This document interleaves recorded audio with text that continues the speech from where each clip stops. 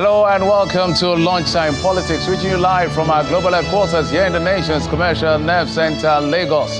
I'm Jeffrey Uzama. Yes, what's coming up on the program right now? There is an uneasy calm in the polity as we count down to Labour's 5-day ultimatum over minimum wage dispute. All eyes are now on the president to see what next for the Nigerian workers. Leaders of the Labour Party in Kaduna State accused the party's presidential and vice presidential candidates of not doing enough to aggregate the interest of party faithful.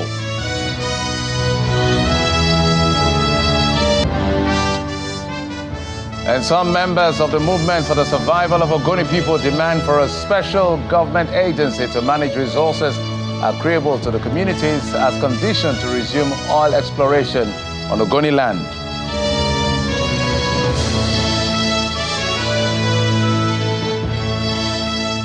Thanks again for joining us on the program. We'll begin with our breaking news, where we can tell you that the Rivers State High Court sitting in Port Harcourt has affirmed that Mr. Martin Amaewhule and the 26 members of the Rivers State House of Assembly are still members of the People's Democratic Party.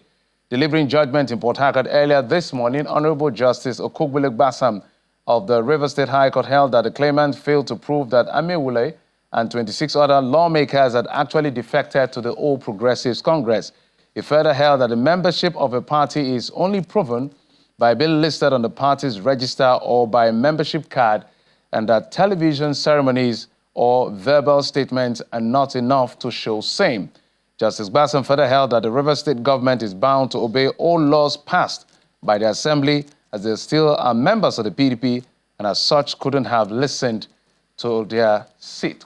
Couldn't have lost their seat. So that is the latest twist in the political conundrum, as we call it, in Rivers State. So this is our breaking news, that the Rivers State House of Assembly members or the High Court in Rivers State is saying that Martin Amaewhule and 26 other members have actually not defected from the PDP to the APC. That is their position, according to what the judgment has been reeled out. Saying that verbal assertions are not enough. But let's move on now. We're going to keep track of that particular story, but there's a big build-up, and that is a build-up we're talking about, a countdown to what could possibly be a showdown in the polity between the federal government and organized labor, whose 5-day ultimatum expires in about 24 hours after a relaxed strike action to continue negotiation over minimum wage. The tripartite committee comprising organized labor, the private sector and federal government have failed to reach a deal to avert another strike following Labour's rejection of 62,000 naira proposed by government as against Labour demand of 250,000 as minimum wage from the initial 615,000 naira demanded. To further complicate issues, whilst negotiation was on, Nigeria's Governors Forum had rejected the initial 60,000 naira proposed by the federal government, maintaining that it's not sustainable and may trigger indebtedness for sub-nationals, some of whom have not been able to pay even the 30,000 naira. Attention has now shifted to the president, who is in receipt of proposals and template from the Ministry of Finance on fiscal implication of whatever he accepts on behalf of the federal government. We all await and see what next, or what the next few hours will hold for the polity.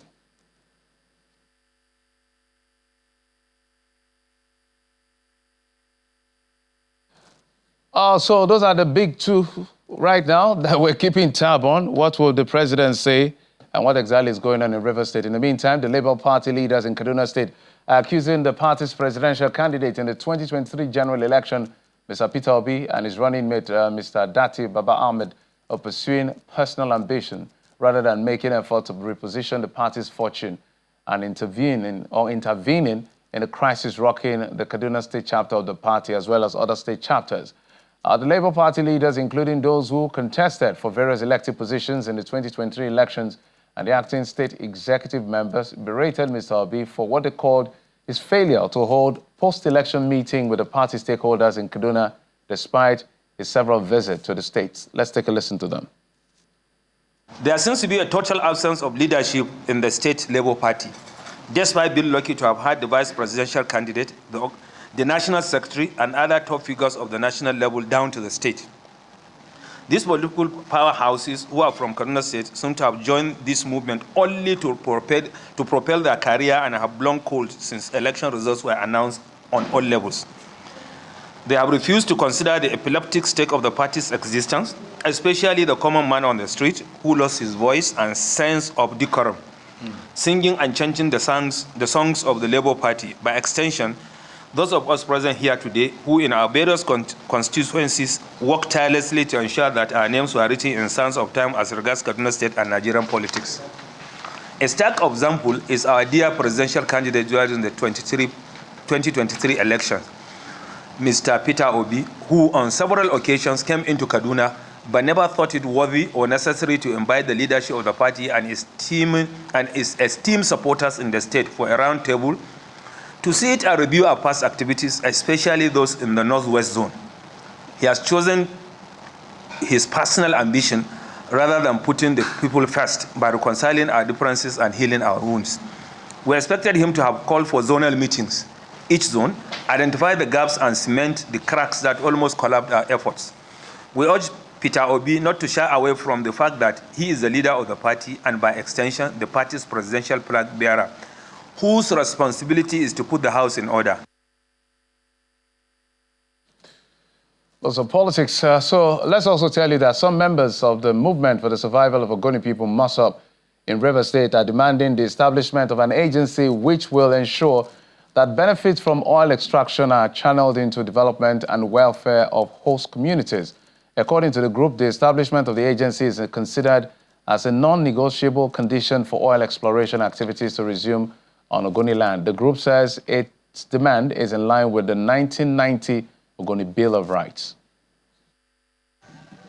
The Ogoni National Congress, convened in Bera, community of Gokana local government area, was a rallying point for some indigents of Ogoni to discuss development concerns as the call for the resumption of oil exploration in Ogoni land heightens.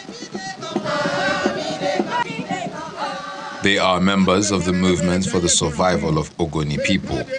They lament lack of development in their communities amidst oil wealth.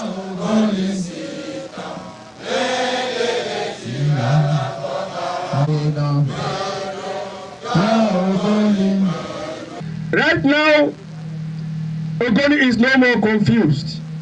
We know a way to go, but only one person cannot go because the way is long. Therefore, come up, believe in yourself. According to these indigents, while oil exploration gathered profits for the operators and the government, it left a trail of polluted environment among other challenges. The group is unequivocal in its demand for the establishment of a development authority to effectively manage allocations. We will not accept any option that does not consider the position of MOSOP on Ogoni oil. And what is MOSOP saying? What MOSOP is saying is that the Ogoni Development Authority should be operationalized. I will tell you what that simply means. The document in your hand is the document on Ogoni Development Authority. It says and demands 20% of the resources that comes out of Ogoni should be committed to Ogoni development. It means simply that we will be able to use the funds that come from Ogoni to build an Ogoni economy. MOSOP is saying that if you are coming to resume oil operation in Ogoni land, that is our quota. You must give. We need work. We can sweep on the road. We need to have our houses. We need to have the freedom. We need to have our oil. We need to have our water. We don't want to be begging from what we have. The demand for a development authority represents a strategic move by these MOSOP members to permanently address the socio-economic challenges faced by the Ogoni people. So lots is going on in the polity. We can tell you also that Dr. Nkiruka Madueke is now the Director General and Chief Executive Officer of the National Council on Climate Change, following the approval by President Bola Tinubu, pending the confirmation of our appointment by the NCC Supervisory Council. According to the Special Advisor on Media, Mr. Ajirin Gelale, the President has also approved the 39-year-old to hold 39-year-old, to serve as the co-chairperson of the Intergovernmental Committee on National Carbon Market Activation Plan. The president also approved the appointment of Mr. Ibrahim Sheleng as the Senior Special Assistant to the President on Climate Finance and Stakeholder Engagement. Also appointed as Senior Special Assistant to the President on Climate Technology and Operations, his Office of the President is Mr. Olamide Pagbuji.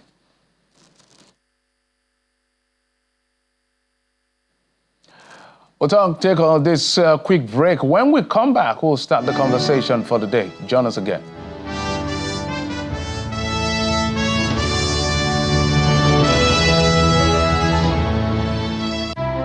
We are passionate about two things in Nigeria.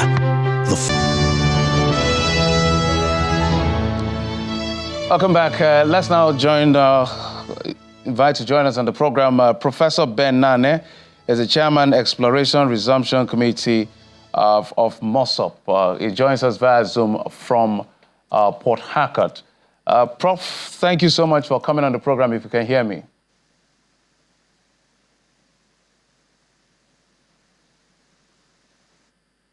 Prof, can you hear me?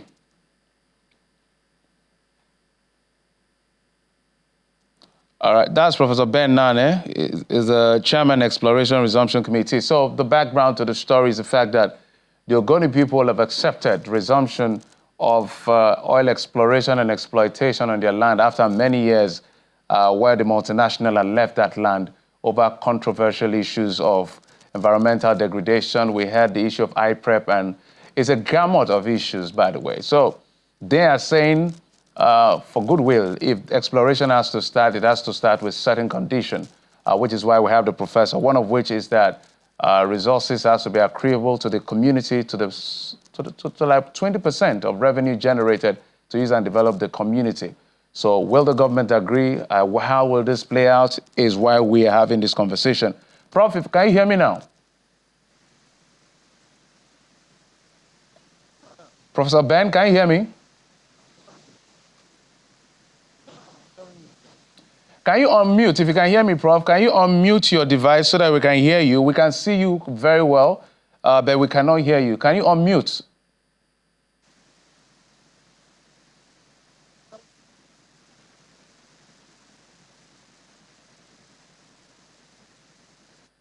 Oh dear. All right. We'll try and establish connection with the professor, because this is an important conversation.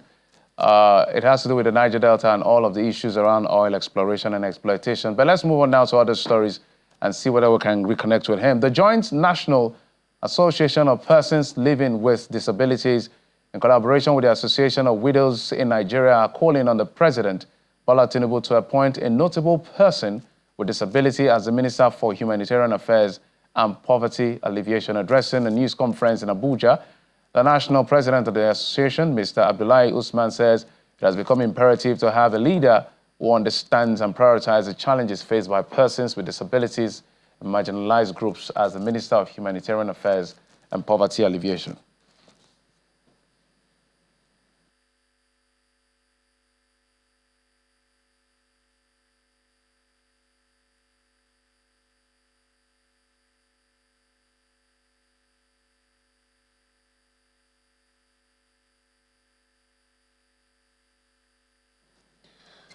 Let's see whether we can reconnect again with Professor Ben Nane. Prof, can you hear me now?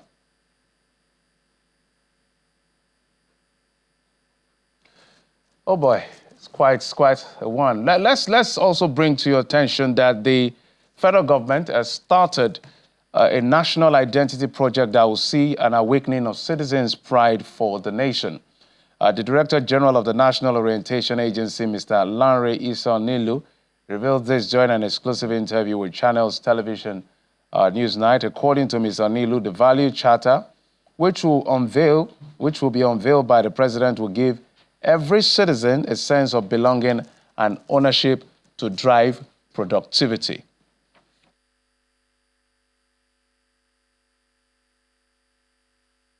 Nigeria has over 500 ethnic groups. Each of these ethnic groups has its own value system. if you belong to a particular ethnic group, there are some set of values, whether written or unwritten, that are known to all the members of that ethnic group. But for the country, we don't have, and the country must have. That's what defines your uniqueness as citizens of of that particular country. If you go to our constitution, you will see values inside it. But beyond what you have in a booklet, and that takes me to the second issue that I said has always been missing, you have to also create institutions of nurturing. And we used to have some of them in the past, but somehow we lost those things.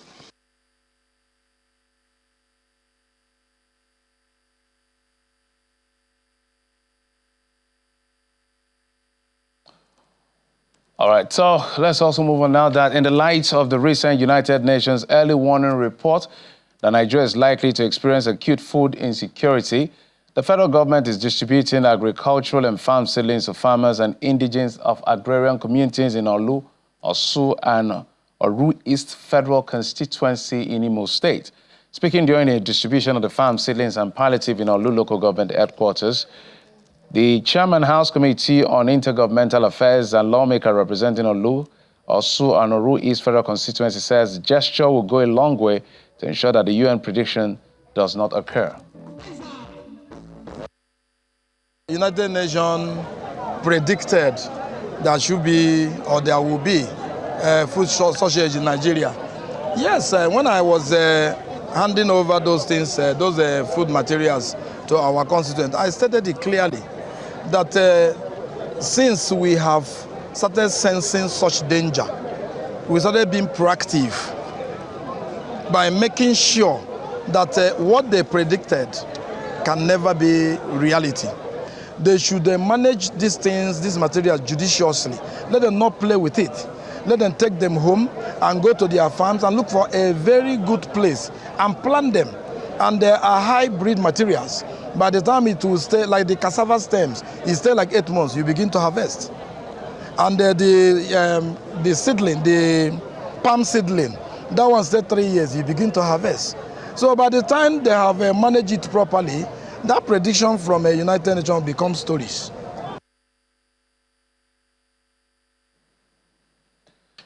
The curfew imposed on Mangu local government area of Plateau State in the wake of the violent attacks on communities in the area has been lifted 5 months after the stay-at-home order was issued. In a statement by the Director of Press and Public Affairs in the state, Gyang Bere, the decision to lift the order was taken after a careful consultation with the State Security Council in view of the return of normalcy to the affected areas. The decision is also to pave the way for residents in the communities to engage in agricultural and economic activities. Governor Muftang encouraged community leaders, across the divides of faith and ethnicity to continue with strategic dialogue and nurturing trust, fostering tolerance and promoting better understanding among the people. Residents were urged to embrace peace, unity, and remain their brothers' keepers to foster peaceful coexistence in their communities. The governor equally expressed deep gratitude to security agencies in the state and beyond for their sacrifices and tireless efforts towards addressing the issues and urged them to continue monitoring and maintaining law and order across the 17 local government areas of the state.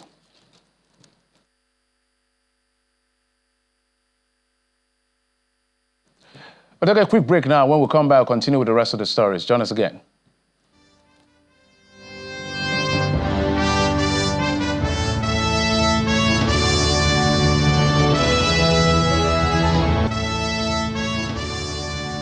Welcome back. They say sometimes technology is not necessarily the silver bullet. So that's the experience for us on the program. But let's make a last attempt at this one. I've been joined by Professor Ben Nane. We're talking about the issue of the restoration or the return of oil exploration in Ogoni land, and is the chairman of the Exploration Resumption Committee. Prof, thank you so much for coming on the program.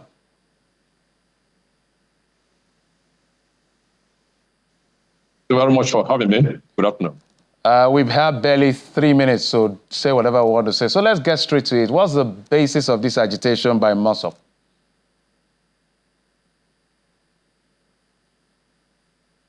Well, MOSOP has never been entirely opposed to oil production in Ogoni.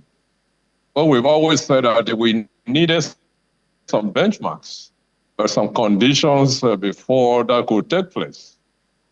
And in 2018, a committee was set up that I headed to establish those benchmarks under which oil exploration could be undertaken in Ogoni. And we did and submitted the report. That committee was set up by a Pan-Ogoni Assembly in 2018. And we submitted a report. We gave certain conditions under which oil exploration could resume in Ogoni. And these conditions were clearly spelled out, some environmental safeguards, because we don't want Ogoni to continue the pollution that has been established in the area under the previous company that were.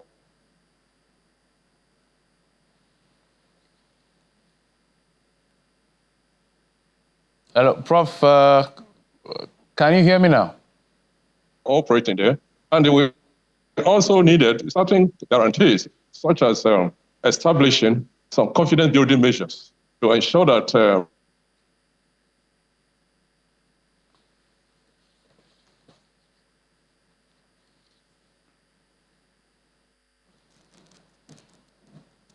I wanted to see whether we can get a last-minute attempt to get his stake, because one of the things they're demanding is a revenue accruable from oil exploration and all of that. 20% should come to the host communities. Wanted to take him in in comparison what the PIA provides. But that's all we can take on the program today. I want to thank you for your time. And of course, your usual company. I'm Jeffrey Uzoma. You've been served on Lunchtime Politics.